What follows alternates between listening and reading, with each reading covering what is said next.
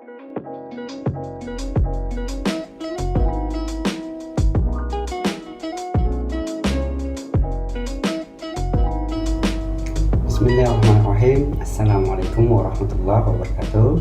Adik-adik mahasiswa, sekarang kita sudah memasuki materi terkait dengan pengambilan keputusan dan optimasi. Untuk lebih jelasnya, berikut penjelasan materinya.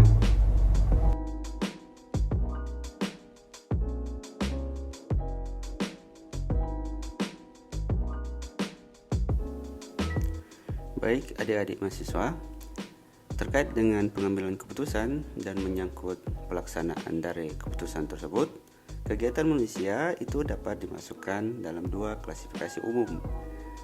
Yang pertama adalah proses pengambilan keputusan dengan cara intuitif, kemudian yang kedua adalah proses pengambilan keputusan dengan cara analitis. Nah, baik, berikut ini merupakan skema pengambilan keputusan yang dimana skema pengambilan keputusan ini dimulai dari adanya interaksi manusia dengan lingkungannya. Karena ada interaksi antara manusia dengan lingkungannya, sehingga biasanya akan terjadi permasalahan, baik itu permasalahan yang kecil, sedang, ataupun permasalahan yang besar.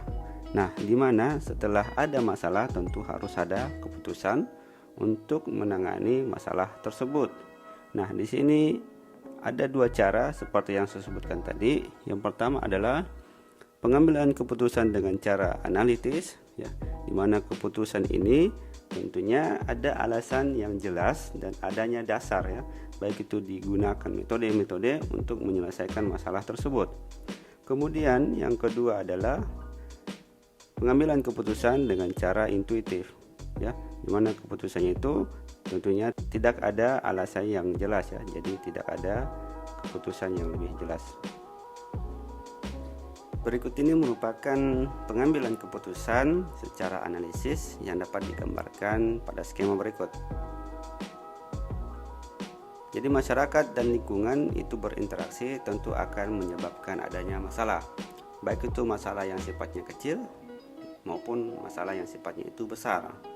Nah, untuk analisis masalah tentu harus diperlukan data-data untuk dianalisis. Yang pertama adalah informasi, opini, dan tradisi yang tidak relevan. Kemudian yang kedua adalah data dari mana ada fakta. Kemudian opini yang relevan, berarti nilainya adalah positif. Kalau informasi, opini, dan tradisi itu yang tidak relevan, itu nilainya itu negatif. Ya, tentu yang harus dicari adalah fakta dan opini yang relevan. Nah, setelah itu dilakukanlah analisis masalah. Nah, ketika dilakukan analisis masalah itu harus berdasarkan dengan spesifikasi dan kriteria serta sebagainya. Nah, setelah dilakukan analisis masalah tentu nanti ada yang namanya rumusan-rumusan masalah. Nah, dari rumusan-rumusan masalah tersebut sehingga dicarilah solusi untuk menyelesaikan masalah yang nantinya setelah dilakukan pencarian solusi akan muncul solusi-solusi alternatif yang dimana setelah itu dipilihlah solusi yang paling baik untuk mengambil keputusan. Berbeda dengan pengambilan keputusan secara analisis, berikut ini merupakan gambaran pengambilan keputusan secara intuitif, di mana garis besarnya di sini ada lingkungan dan reaksi. Data yang diperoleh itu sifatnya nanti adalah data yang tidak pasti, kemudian kompleks, dinamik, persaingan, dan terbatas. Karena hal tersebut sehingga menimbulkan reaksi, bingung, dan kecemasan. Langkah selanjutnya adalah langkah tindakan, di mana di situ dibutuhkan adalah kecerdasan, persepsi, dan falsafah. Ini merupakan langkah di mana manusia tersebut melakukan pikirannya untuk menyelesaikan masalahnya. Nah, selanjutnya setelah itu tentu di situ ada pilihan, kemudian ada informasi dan preferensi. Di mana preferensi ini adalah didahulukan dan diutamakannya daripada hal yang lain, yang dimana kecenderungannya itu terhadap kesukaan atau prioritas yang lainnya. Nah, intuisi dan logika ini tidak dapat diperiksa sehingga nanti akan menimbulkan rasa yang tidak enak. Kemudian langkah selanjutnya adalah pengambilan keputusan. Nah, di sini dilakukan tindakan di mana nanti reaksinya tentu adalah adanya pujian atau celaan. Ada dua saja. Dan hasilnya nanti tentu bisa saja menimbulkan reaksi senang ataukah itu sedih. Ya, seperti itulah gambaran dari pengambilan keputusan secara intuitif. Berikut ini merupakan tahapan-tahapan pengambilan keputusan secara analisis, di mana ada 4 tahapan ya. Yang pertama adalah mengembangkan model dari masalah.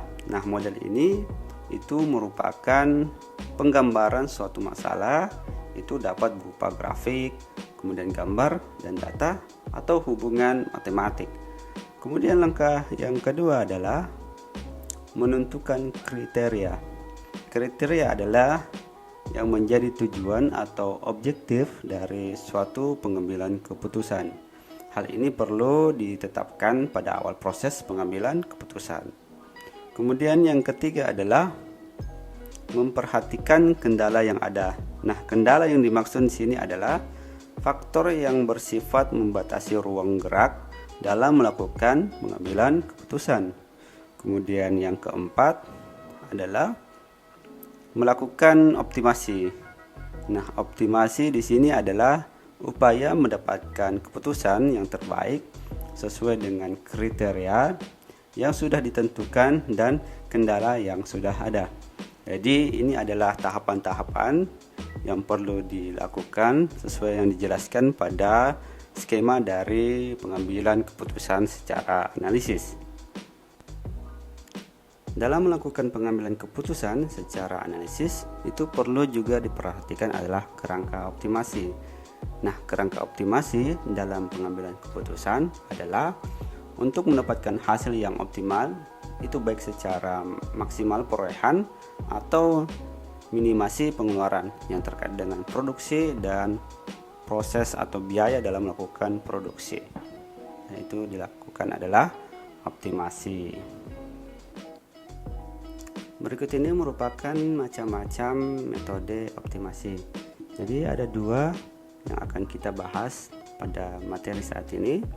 Yang pertama adalah metode program linear. Kemudian yang kedua adalah metode program dinamik. Kita akan bahas secara terperinci beserta dengan contoh kasusnya. Di dalam metode ini diambil asumsi keliniaran.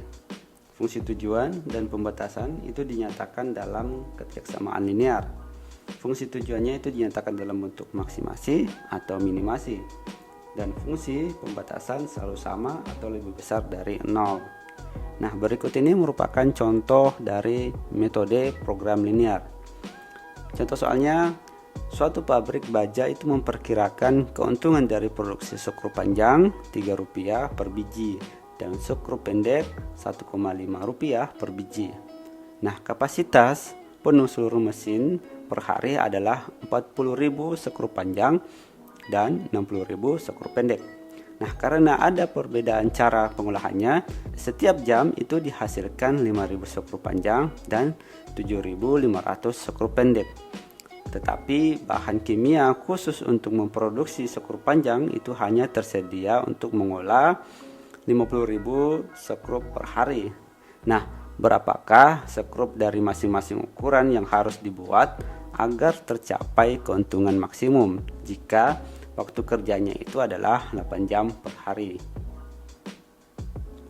Hal pertama yang perlu diketahui untuk menjawab contoh soal adalah mengetahui fungsi tujuan.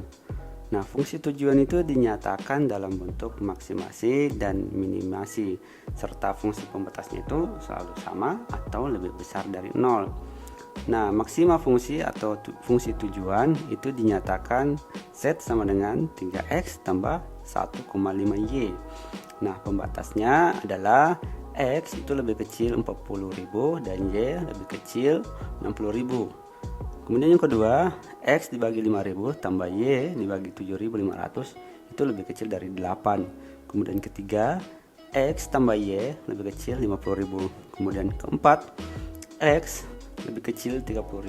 Dan yang terakhir adalah X lebih besar daripada 0 dan Y lebih besar daripada 0. Nah, ini merupakan gambaran pembatasan pertama.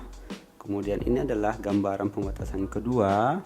Kemudian ini adalah gambaran pembatasan yang ketiga. Kemudian ini adalah gambaran pembatasan yang keempat. Jadi inilah gambar-gambaran dari mana contoh soal yang tadi. Nah, setelah kita ketahui tadi pembatas 1, 2, 3, 4, dan 5, kemudian kita carilah jawaban untuk mendapatkan keuntungan maksimal.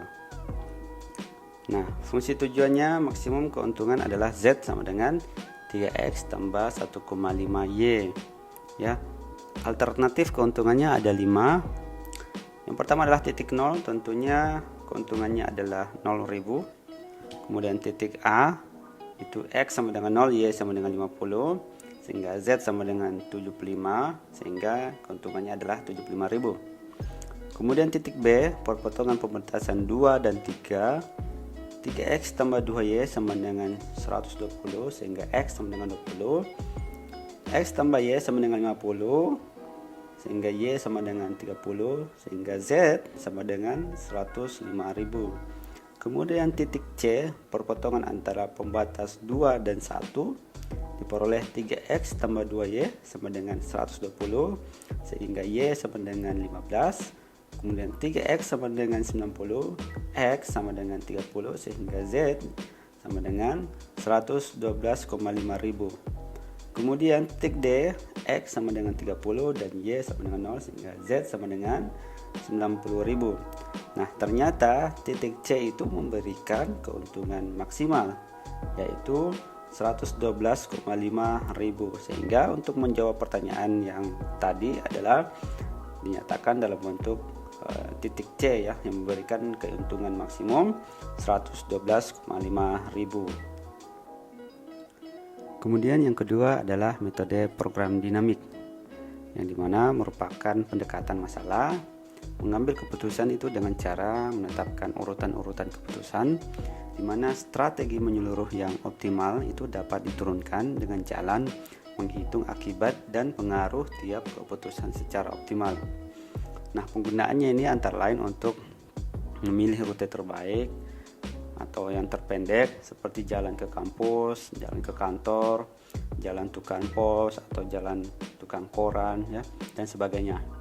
Nah, untuk permasalahan itu produksi seperti pemesanan kembali persediaan, kemudian perencanaan produksi untuk permintaan berfluktuasi, kemudian penjadwalan perbaikan mesin dan sebagainya. Nah, prinsip optimasi Bellman itu menyatakan bahwa suatu kebijakan menyeluruh yang optimal itu harus dibentuk oleh sub-sub kebijakan yang optimal pula.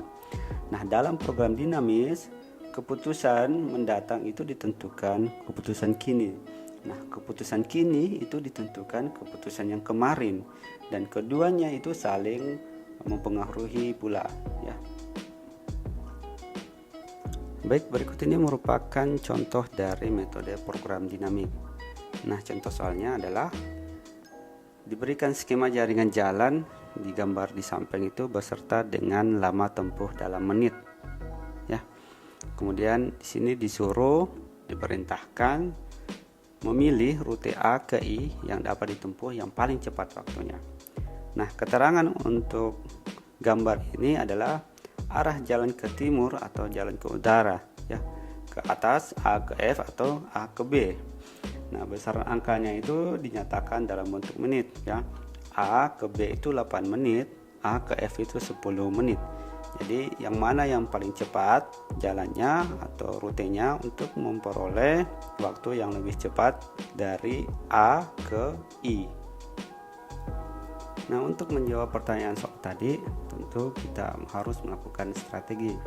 Cara yang pertama adalah perhitungan dari I ke A itu secara mundur. Ya, jadi kita lihat itu I ke H itu berapa waktunya, kemudian I ke D itu berapa waktunya. Jadi kita pilih yang mana yang paling cepat. Kemudian yang kedua adalah tulis dengan diagram pohon sebagai berikut. ya. Skema pertama atau solusi yang pertama adalah kita pilih yang mana yang paling cepat, dan yang ternyata yang paling cepat adalah I ke H dan ke E, karena itu waktu tempuhnya adalah 17 menit. Berbeda dengan IDC, waktu tempuhnya itu adalah 20 menit. IHG itu waktu tempuhnya adalah 18 menit. Nah, kemudian ditulis secara lengkap ya. I, kemudian ke H, kemudian ke E, kemudian ke B, kemudian ke A, itu waktu tempuhnya adalah 30 menit. Sehingga solusi akhir ya, waktu yang tercepat untuk menempuh dari A ke I adalah A ke B ke E ke H dan ke I dengan waktu tempuh selama 30 menit. Jadi rute yang terbaik adalah A, B, E, H, I. Dalam melakukan pengambilan keputusan itu perlu dilakukan dengan cara analisis, dan dalam melakukan optimasi itu perlu dilakukan dengan menggunakan metode-metode. Di antaranya adalah metode program linear dan metode program dinamik. Baik adik-adik, jika ada pertanyaan bisa ditanyakan pada kolom komentar pada YouTube, dan bisa diberi pertanyaan pada laman kalam. Saya rasa cukup sampai di sini saja ya pertemuan kita. Terima kasih banyak atas perhatiannya. Sekian. Wabillahi taufiq wal hidayah. Wassalamualaikum warahmatullahi wabarakatuh.